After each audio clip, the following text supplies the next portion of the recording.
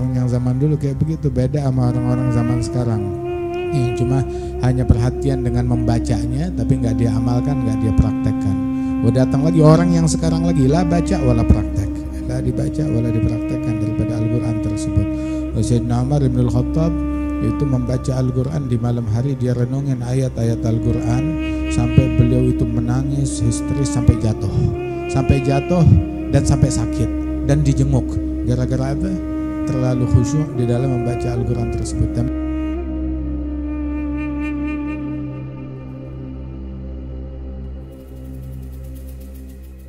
Itu Sayyidina Al-Hasan Al-Basri bilang, orang-orang sebelum kalian menganggap nih Al-Quran yang datang kepada mereka itu adalah surat dari Allah, pesan dari Allah khusus buat mereka.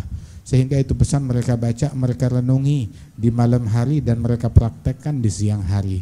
Itu orang-orang yang zaman dulu kayak begitu, beda sama orang-orang zaman sekarang yang cuma hanya perhatian dengan membacanya tapi nggak dia amalkan, nggak dia praktekkan. Datang lagi orang yang sekarang lagi la baca wala praktek, la dibaca wala dipraktekkan daripada Al-Quran tersebut. Sayyidina Umar bin Al-Khattab itu membaca Al-Quran di malam hari, dia renungin ayat-ayat Al-Quran sampai beliau itu menangis histeris sampai jatuh dan sampai sakit dan dijenguk. Gara-gara apa? Terlalu khusyuk di dalam membaca Al-Quran tersebut. Tamim Ad-Dari itu mengulang satu ayat di malam hari, dalam tahajudnya dia ulang-ulang satu ayat sampai subuh. Am hasiballadzina ijtarahu sayyi'at an naj'alahum kalladzina amanu 'amilus shalihat sawa'an mahyahum wa mamatuhum sa'a ma yahkumun. Sayyidina Sa'id bin Jubair itu mengulang-ulang satu ayat di malam hari, wamtazul yauma ayyuhal mujrimun, diulang-ulang sama beliau. Ini ayat dari surat Yasin, itu diulang-ulang oleh beliau begitu. Nah sekarang kita punya kisah HP dengan Al-Quran. Saya punya pengalaman pahit waktu diomelin bos, itu satu kalimat dari dia nggak terlupakan. Satu kalimat dari dia nggak terlupakan. Saya masih ingat mimik wajahnya itu kepada saya, itu nggak bisa saya lupakan. Taib.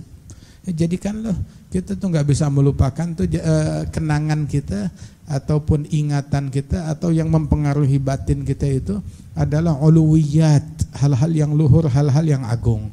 Jangan hal yang recehan, terpengaruh sama berita, terpengaruh sama omongan orang, terpengaruh sama komentar netizen, terpengaruh sama ini dan jangan itu yang bikin kita terpengaruh dan kebawa dan hanyut. Tapi jadilah kita hanyut dan terbawa dengan apa yang kita renungi di dalam Al-Quran.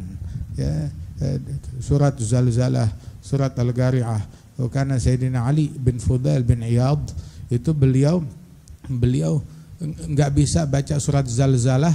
Kalau baca surat Zalzalah langsung histeris, pingsan. Begitu juga kalau baca surat Al-Qari'ah. Itu sampai beliau bilang kepada ayahnya, bilang sama ayahnya, Abah, saya punya hajat. Abahnya wali besar, ulama besar. Dia punya hajat, pengen apa? Pengen warisan, pengen duit? Enggak. Pengen doain saya biar sebelum saya mati saya bisa hatam Quran tanpa pingsan. Pengen bisa tuh hatam Quran tanpa pingsan, atau baca satu surat penuh tuh tanpa pingsan, nggak kepotong sama pingsan. Saking khusyuknya kalau dia baca Al-Quran, kalau dia baca ayat-ayat tersebut. Kita baca surat apa namanya, resi gaji kita dengan khusyuk. Resi gaji kita baca dengan khusyuk. Atau surat cinta dari debt collector kita baca dengan khusyuk. Ada lagi surat cinta dari yang suka ngambekin kita, misalkan, waduh, dengan khusyuk sampai tuh hari yang ceria bisa tuh berubah mukanya, lagi senang, lagi bahagia, tahu-tahu masya Allah denyut jantung naik, tahu-tahu keringet dingin. Lagi kenapa? Begitu baru dapat surat. La haula wala quwwata illa billah. Surat dari Allah Ta'ala itu menempati hati kita itu di mana? Apa tempatnya di hati kita? Surat dari Allah Subhanahu wa Ta'ala.